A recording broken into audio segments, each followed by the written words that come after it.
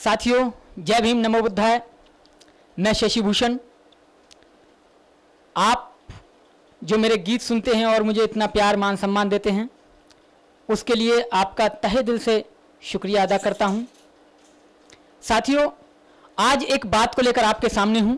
एक बार जब बाबा साहब को जात पात तोड़क मंडल ने अपने अधिवेशन में मुख्य वक्ता के तौर पर बुलाया और उनसे कहा कि बाबा साहब आप हमारे इस अधिवेशन में बोलेंगे, और बाबा साहब से लिखित में भाषण मांगा। और जब बाबा साहब ने अपना वह भाषण लिखित में दिया तो उसको पढ़कर उस टीम ने जात पात तोड़क मंडल जो लाहौर से था, जिसके अध्यक्ष संतराम बीए साहब थे, जब उन सभी लोगों ने पढ़ा तो कहा कि बाबा साहब डॉक्टर अम्बेडकर आप इसमें से कुछ शब्द हटा दीजिए।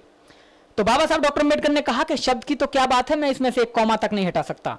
और इसके साथ साथ संतराम बीए ने भी अपना त्यागपत्र जात पात तोड़क मंडल से दे दिया। और जो वो बाबा साहब का भाषण था, उस पर एक किताब जो आज हम पढ़ते हैं और जो आज हमें मार्केट में पढ़ने को मिलती है, जाति का नाश।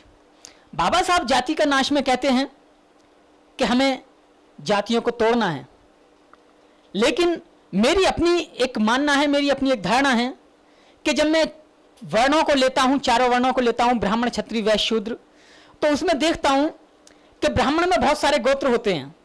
भारद्वाज होता है, शर्मा होता है, मिश्रा होता है। और जब ये शादी करने घर से निकलते हैं या अपने बच्चे की शादी के लिए जाते हैं तो एक चीज देखते हैं कि गोत्र नहीं मिलने देते। अगर गोत्र मिल जाता है तो शादी नहीं करते हैं।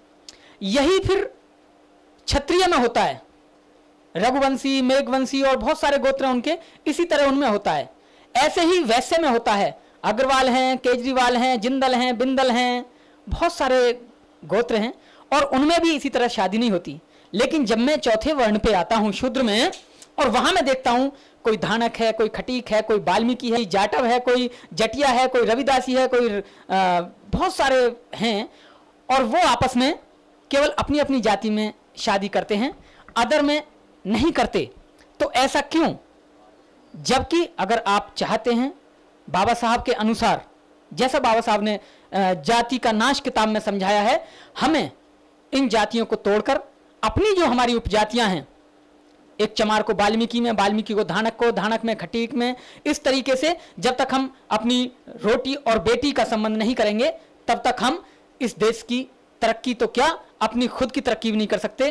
तो साथियों, आप बाबा साहब के अनुयायी हैं तो बाबा साहब की उन बातों को मानें जो बाबा साहब ने कहा है, जो बाबा साहब ने आपको बताई हैं। बाबा साहब की बातों पर अगर आप उनकी बातों को नहीं मानते हैं तो एक बात सिद्ध होती है कि आप बाबा साहब की बताई हुई बातों पर या बाबा साहब पर आप शक करते हैं।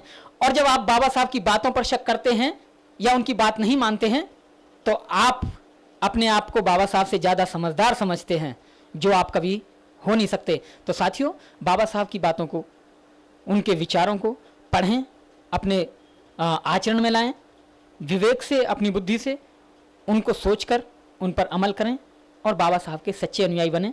इन्हीं आशाओं के साथ फिर मिलता हूं एक नए विषय के साथ। जय भीम, नमो बुद्धाय।